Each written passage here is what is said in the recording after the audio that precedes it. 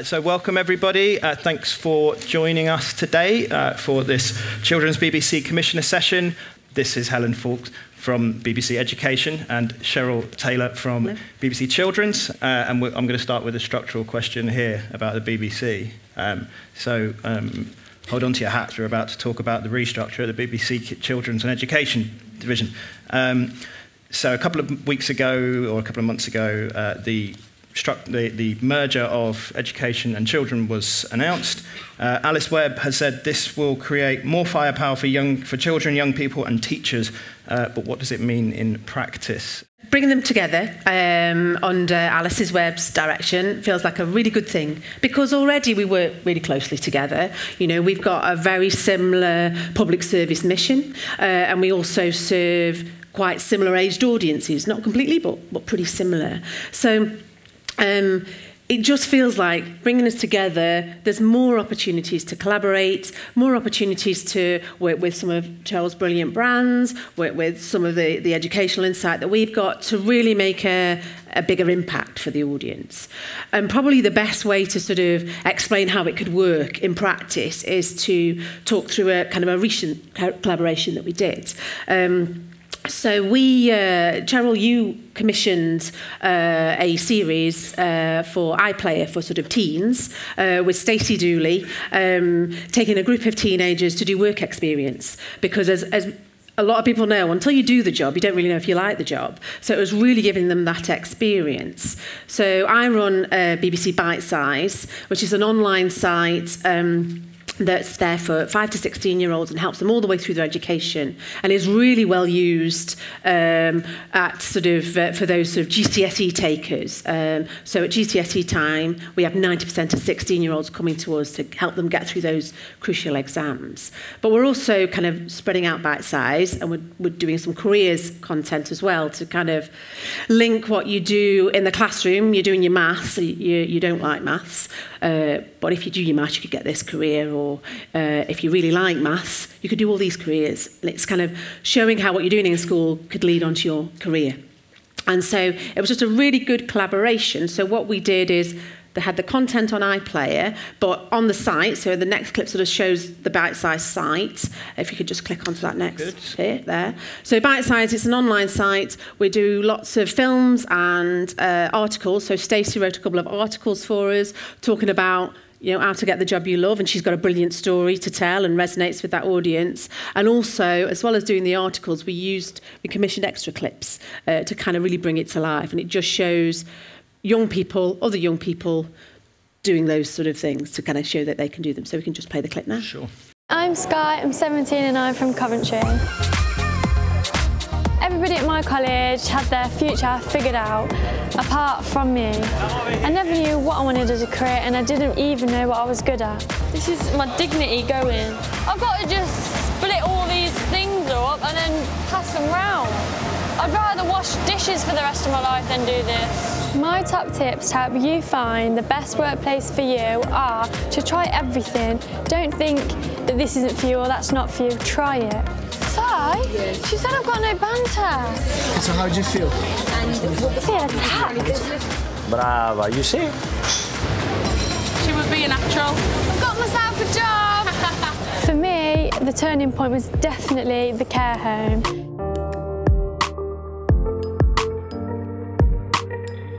Think about what you enjoy in life, what you are passionate about, and see if you can make a job out of that. You're making like other people happy.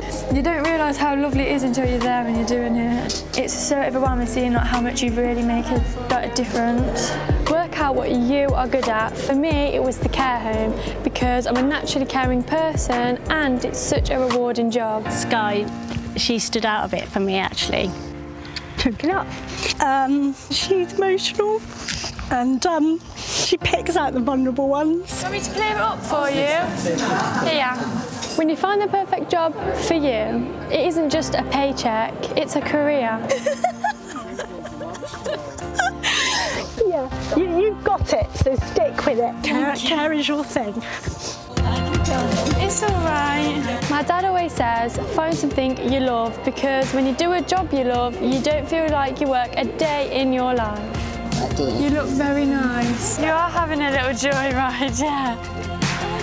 You like the Queen, Barbara. There is a job out there for everyone. You just have to find it.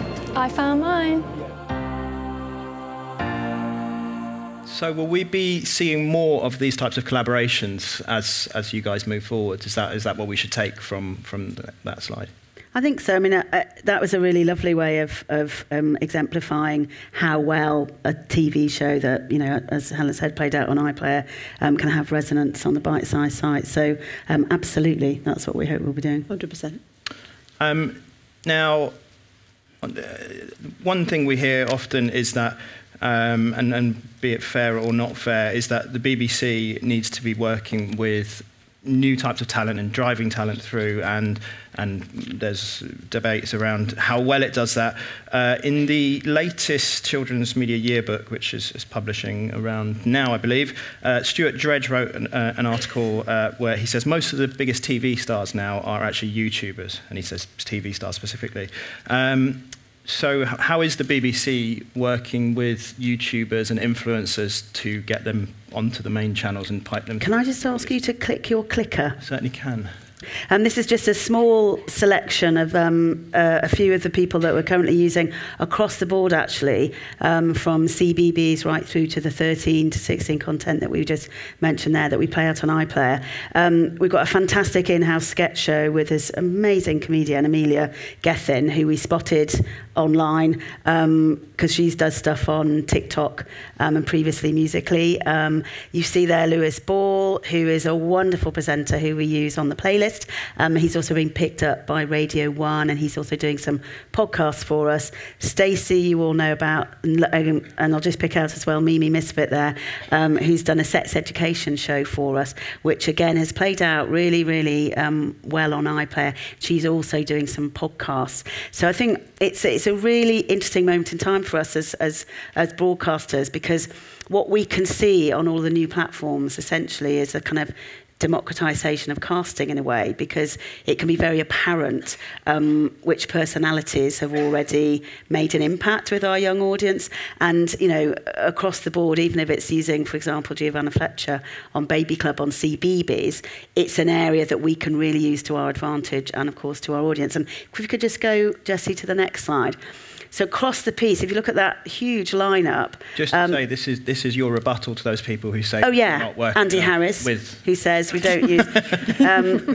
That's a huge number of people, and a lot of those names we've been using for 3 or 4 years now, and I think using them really effectively. So it's not just a question of chucking anyone up there. All of the execs and the producers involved in casting any of our shows, whether it be from popular new platform personalities or from slightly more traditional presenters, always think really hard about what they bring to the show, and are they proper explainers and entertainers in the you know, the quality that we require on the BBC. Do you look to do you have a sort of set parameter of how many you want that are coming through that perhaps aren't known to a wider audience? Because I noticed up there are people like Raheem Sterling, and Ollie Murs. Yeah. Is there sort of a debate going on internally about how much you want to use those type of, like... No, it's about who's the most appropriate. And like I say, Amelia, who when you all see her sketch show, you know, I think you'll be blown away by just what a consummate comedian she is, you know, in the tradition of a Miranda and even a, you know, well, French and Saunders, she's extraordinary. So it could be anyone, and I don't think we'll have a quota. It's about who's best for the job. Okay. I want to take it back to BBC Education for a second. You say that during exam times there's a big spike in your engagement with your audience, but sort of throughout the year, who's actually using BBC Education? How are they interacting with the service? Well, shall I show you what the services are first of all on the next slide? Because BBC Bitesize is kind of our sort of flagship educational website. It's there for children as soon as they start school, so from 3 if you're in Wales, 5, whatever, wherever you are, and it's there to support you through your education, for your curriculum education. And as you can see from the stats there, we're really well used by by those sort of 16-year-olds at that GCSE time and all the way through their GCSEs. We're putting in a lot more ability to practice, and you know, if you've got children who've gone through exams, suggesting to them do a bit more practice before you hit the big exams is a really good thing to do. Well, Bite Size can deliver that for you now. We're definitely looking at how we can make our primary offer as successful as our GCSE offer, and that's as much for parents as well. When you come home going, I've got to learn my phonics. So, well, what are phonics? What's a split digraph? I never knew what a split digraph was. It's all there on Bite Size. Yeah, it's all there on Bite Size. So that's Bite Size. And that is for the learner rather than in the classroom. So it's for the learner to use at home or on the go. You've got an app. So that's sort of Bite Size. Then BBC Teach is for content in the classroom. And it's to bring sort of bespoke content for teachers to use in the classroom. And we commission a lot of content that's all curriculum relevant. But we also work with other parts of the BBC to bring sort of the wealth of that BBC content to the classroom. And we sort of do that in a number of ways. And at the moment, I think our kind of key thing is, you know, we're not there to replace teachers, because teachers in the classroom do it better than we could, but we're there to help teachers on those maybe more difficult subjects like sex education. You know, we did some stuff with Mimi around sex education. We're looking at also how you can bring experiences to the classroom in terms of, say, geography, you know, or the natural world, which we've got wealth of that kind of content from the BBC, and we just make it work for teachers. And then finally, we do educational campaigns. Those are always done in partnership with others, and they're there to address a societal or an educational need. So, for example, there's a few there. Our most recent one is Super Movers, which we've done with the Premier League, and the aim of that was to get kids more active in the classroom. And we could sort of bring the knowledge of teachers and the knowledge of the curriculum, because what teachers didn't need was another PE lesson on top of their PE lesson. What they wanted to do is have things that got kids up and about just before they did their maths. So they were all based on, you know, maths, your timetables. You do a timetable dance and then you do your maths. And we did that with the Premier League and others to kind of really try and make a change. And we do a lot of research, qualitative research, and we found that teachers who use Super Movers, over 80% of them felt that their children were being more active in their class because of using that content. So that's sort of a whistle-stop tour of what we do. Our next big campaign that we're looking at is for early years music education. It's called Bring the Noise. It's all about teaching those fundamentals of music, you know, rhythm and tempo, doing it with, you know, a range of talent from children's, but also from, you know, pop talent and kind of classical talent to sort of show that wealth of music. So that's what we do, and that's what we're looking for at the minute. Okay.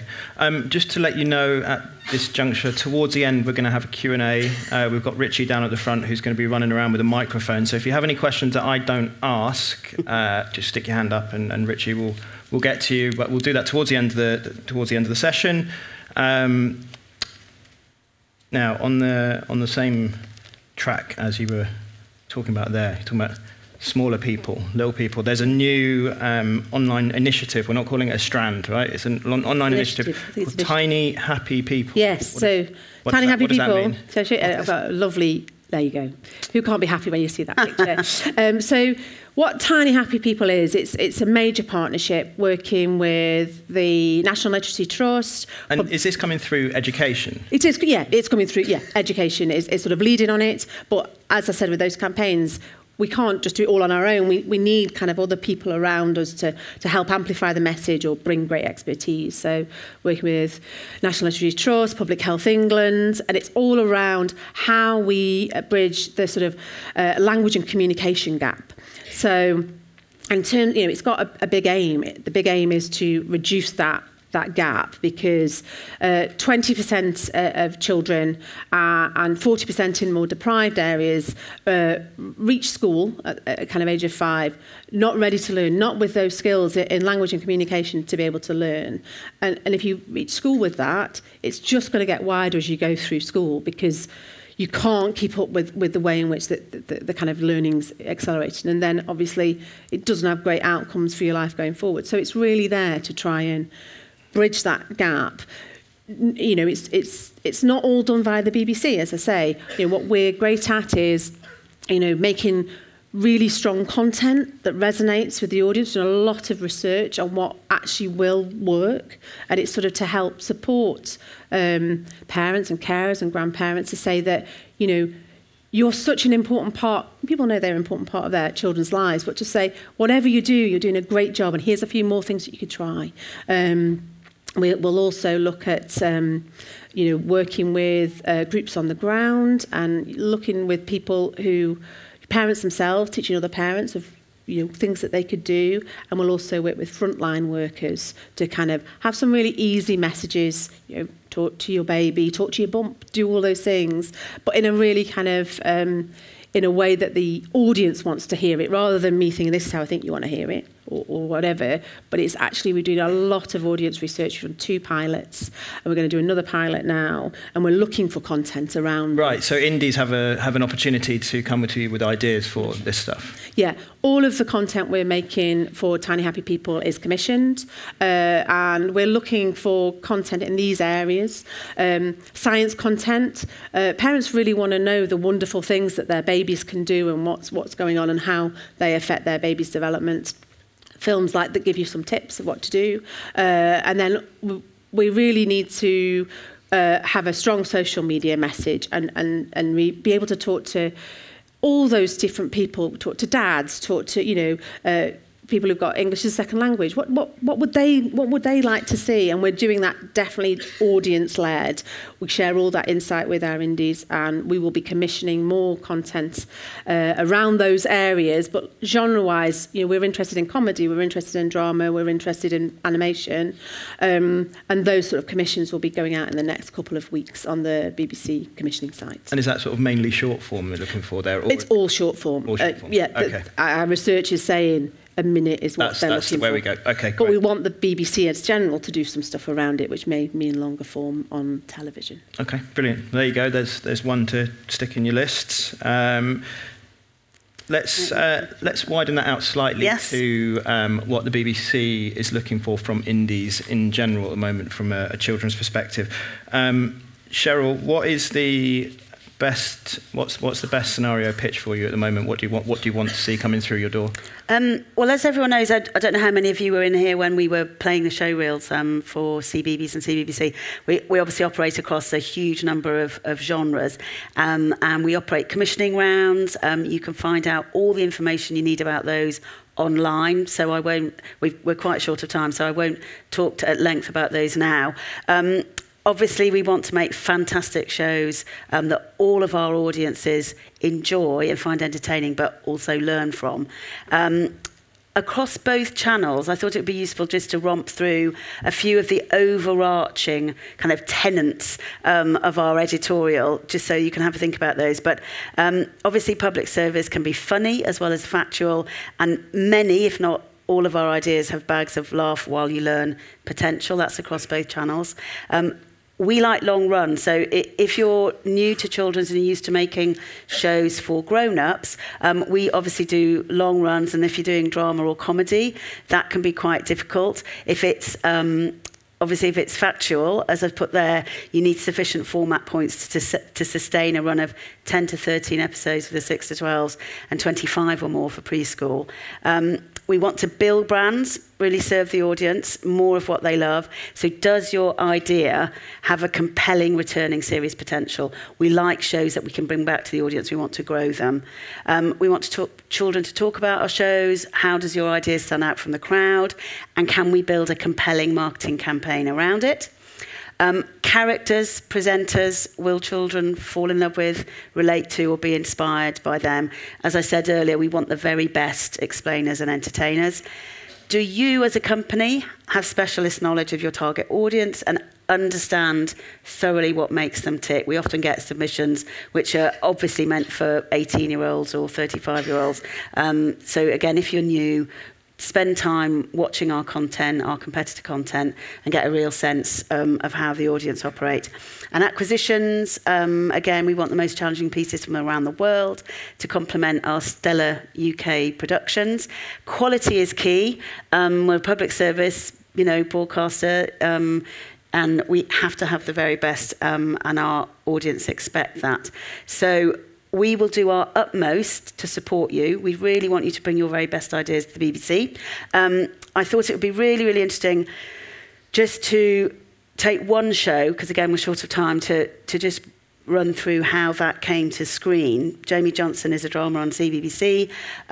It's now just going, it's about to start shooting its 5th series. So there you see some pictures of the cast in 2015 when a company who'd never made TV came to us, a company called Shortform. Slightly confusing. Company's called Shortform. The show isn't Shortform. Ungoogleable. It's ungoogleable, exactly. Yeah. 2 brothers, Joe and Sam Talbot, who are really keen on football and who got the rights for the Jamie Johnson books. And we worked really closely with them because obviously a drama is a big thing, especially, as I say, at the episodes that we require. And we worked really closely with them, worked through various issues like, were we going to cast actors who could sort of pretend played good football, or should we go for actually really good kid footballers and teach them to act? And we went for the latter. And these guys are extraordinary. The reason I sort of mention this show, like many, many of our suppliers, they throw everything on the screen. They absolutely use their budget to the nth degree, and each series has got bigger and better, and that's what we really want from our suppliers. We don't want anyone to sit back and rest on their laurels. We want you to take, you know, a brand that's done well in the first series and really, really have the biggest ambition and aspiration for it. And now in 2019, as I say, we've just finished the 4th series. It's done a barnstorming performance on the iPlayer, some of our top figures. And they did this extraordinary thing where they entered the team, the fictional Jamie Johnson team, into a real-life football tournament called the Gothia Cup. It's extraordinary. They took them all over to Sweden. And they did unbelievably well. And out of 176 teams, our guys got into the last 16, which is amazing. So here we are in 2019, as I say, about to start filming the 5th series. And who knows what the future is for Jamie, but it's in a sterling brand, and our amazing team as well at the channels have supported it and brought their magic, and that's what we would always do with a strong brand. We will always support you as well. So here's just a wee clip to show you how far this little domestic football drama has come. For the 4th series of Jamie Johnson, we decided to do something a little bit different. We needed a new challenge. Both as actors and players. I'm not sure if it had ever been done before. Not on this scale, anyway. It could have been a total disaster. To play for real. Buzzing, come on, Phoenix. Easy, easy. Entering the world's biggest youth tournament in Sweden, where Shira and Zlatan started their careers. Filming all the games, filming all the drama. This was going to be a true test of our ability.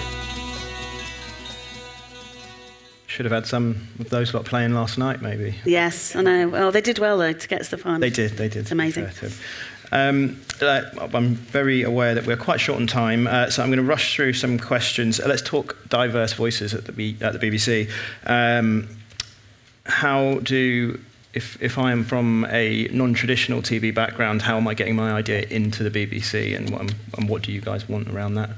Well, as Alice was talking this morning in her session, and I think, again, for those of you who saw our show reels, diversity is really key, and portrayal is absolutely the top of the list for us, and I don't think there's any production where that conversation isn't happening. So in terms of all of our indie suppliers, and in particular in-house, who are doing a huge amount to bring in new voices to tell their stories on both channels, a lot of work is going on. So, you know, I think we can always do more, and I know you wanted to mention the Lambs, which was also discussed this morning, and I'd like to say on that front that we've gone right back to the beginning with the Lambs. There's been a lot of debate about it. And this, just for, if anyone doesn't know, there was a show in development called Living with the Lambs, which some writers within the Asian British community took umbrage with, effectively, felt they weren't consulted enough on its development. And it was a tricky one for us because the BBC were slightly caught between two stools, because we had the British East Asian cast who were in it,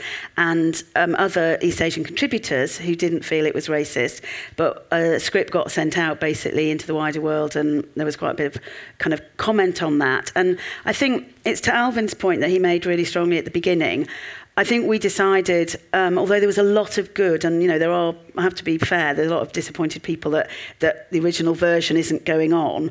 But we thought, here's a moment in time. It is still in development. If there wasn't a pilot, there'd just been a couple of read-throughs. Let's go right back to the beginning. We've brought on an East Asian showrunner. He will be working with everyone to essentially build his own writing team, and he will bring a whole new sensibility to the show. Now, that means quite a lot of money. It means, as I say, that we're going essentially back into development. We will have to find new investors for the show. So there's ramifications on both sides, but we generally felt that was the right thing to do at this moment in time, given that a debate had been ignited. And as a wider point, you want that sort of diversity baked into the production. That's what you're looking to do more. Yes, and I think I'm just going to skip through these because I think we've got a couple of pictures. Yeah, we've got a lot of commissions here. I'm not going to, we've got no time, Sadie, but have a look at these. They have been announced, and I'm Wonderful. sure if my colleagues at Broadcast are doing their jobs properly, it'll be up on there, so read it there. I hope it is anyway.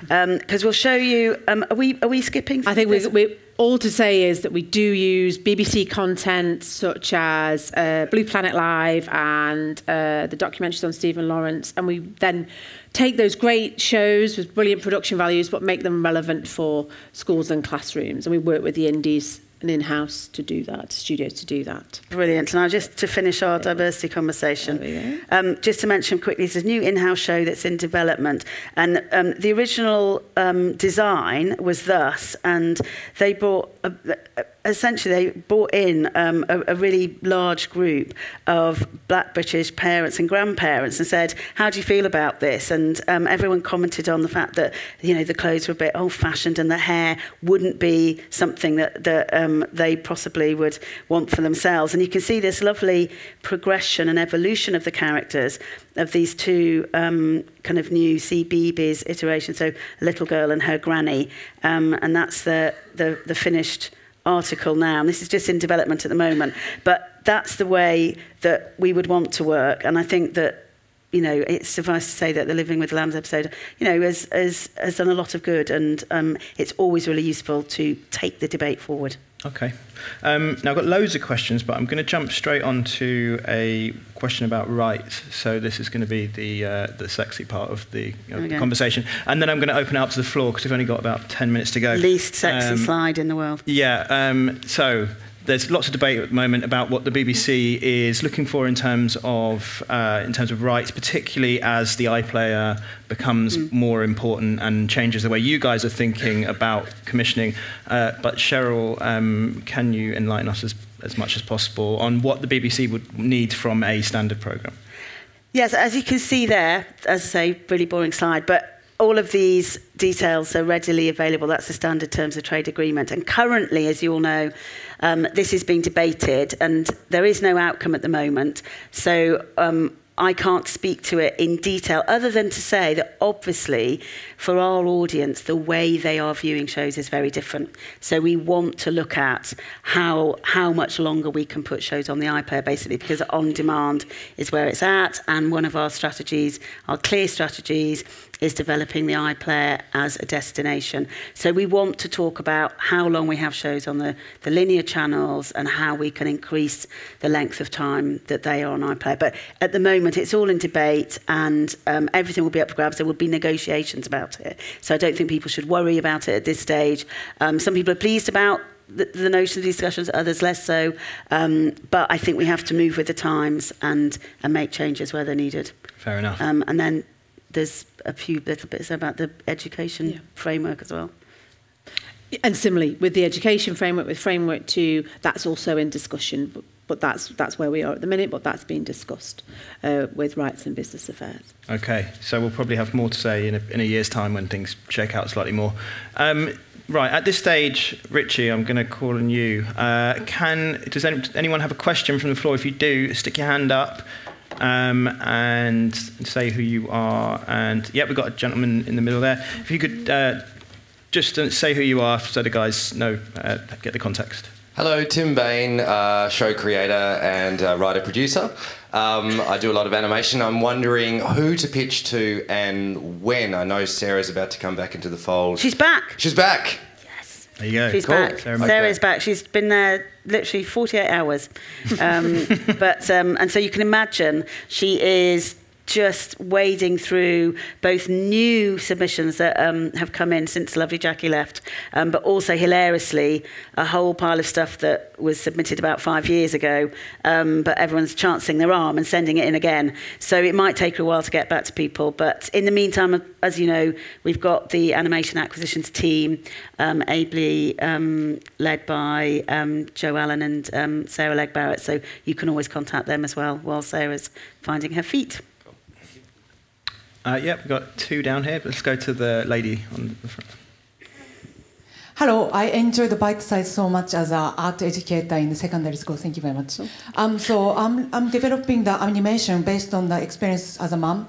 And my child, went to camps age 7 to 8 because of the depression. Is there any programs focused on that early age, not the teen, but early age, like anxiety and stuff at the moment? Because that's what I'm developing at the moment, is something interested in the BBC. So programs around anxiety for 7 to 10. We've got quite a few shows that, in terms of mindfulness, yes. Just that mood management across the piece. I don't know if you saw Daydreams, which was a long-form piece that you can find on the iPlayer, and I'd really recommend that because it's got Olivia Colman as the voiceover, and when I first listened to it, I'm not joking, I fell fast asleep in about 30 seconds. It was so soporific. That's not a criticism of her, no? No. It's just that she's got this very mellifluous voice. So we're really looking at mood management, and as you say, in terms of mental health, we've done more on that on CBBC with our My Lives, and again, we're looking at podcasts, and Mimi, who did the lovely sex education show for iPlayers, also looking at that. But I think it's a really interesting question on what more we can do at the preschool end. Yeah. Okay, thank you very much. Great. And I know the gent next to you had a question. Hello, I'm Brandon. I'm a change maker at this year's conference, and my day-to-day job is basically I'm sort of the go-to guy for sort of youth-related stuff. So my job is to understand young people. And from a young person myself, I'm sort of really happy that you're bringing in influencers and that sort of aspect.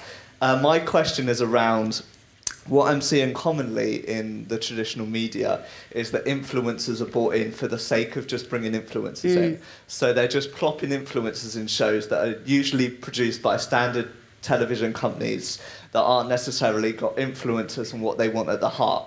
Is the BBC sort of open to doing new sort of projects that are more sort of influencer-led and sort of from that heart of an influencer? Because from my perspective, young people are very rapidly changing, and I think you've seen the changes in how they consume content, and I'm wondering if there's more of like a work around how influencers play their role on BBC Children and BBC Education. Yeah, if you're talking about gaming, for example, we've always struggled slightly to make that transition, for example, into entertainment. We'd love to make it work. We've got a great show, Last Commanders, which does a really good kind of job of having live action kids controlling real live avatars in a kind of fictional space. It's quite clever, but takes a lot of time and energy. And I think there are some areas where, I think that you sort of think, well, actually, that's best. That stays on YouTube or that stays on social media. But across the piece, we've used Ali A really effectively because people know he loves his cars, and he did a great series, I'm Not Driving That, also for iPlayer. And we know that series brought new eyeballs to the iPlayer, which was really great because it was Ali A. So I think we're open to everything. As I mentioned at the beginning, we definitely don't just lob up any old person just because they've got so many followers, here, there and everywhere. We really think about what they can bring to that genre or that particular subject matter. But, absolutely open for more. Okay, fantastic. Hopefully we can have a discussion afterwards. Yeah, of course. Yeah, Brandon, just to ask you, when you speak to the various young folk that you're speaking to on a daily basis, what's their perception of the BBC? So I think that there's still a very, very, very positive perception of the BBC compared to what, and I think if anything that there's been an improvement in the appearance of the BBC. I don't think that there's anything categorically going wrong. I mean, personally, from a personal level, I love the BBC.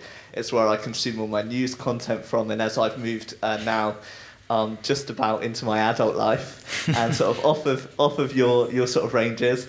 It's been going back, I'm still seeing lots and lots of people, and I mean it's still free for everybody to watch. And I think that's still a big driver, particularly what we're seeing in areas that don't necessarily have money to go out and purchase other channels like Disney Channel and things like that. The fact that we can still get quality content on on the BBC, I think is fantastic, and it's still valuable in society today. Round of applause. Thank you for that, Brandon. Any other questions? Let me go to this lady here with the glasses. Can I just mention as well that Richie's he is our new Blue Peter presenter, and he's just done a brilliant job. So say hello to Richie. new talent. Come to say hello. Thank you, Richie. Hi, I'm Kate O'Connor from Animation UK. Just going back to the structure, which I don't find at all boring, but sometimes find a little bit opaque, and maybe today is not the day, but could it be a little bit clearer about the links between not just education and children's now, understood, but BBC Studios, BBC Children's Productions Limited, in-house, commissioning and acquisitions, how all of those things flow into each other, what budgets are assigned, and so on. So it's more of a joined up and current picture. And so that's an ask, really, because it's not that clear, I think, for lots of people. And also reiterating a commitment, not just to quality, and obviously price comes into this, but not just to quality, but to a commitment to commissioning UK-originated content, because that would, for the community in this room, is a very important part of the BBC's remit.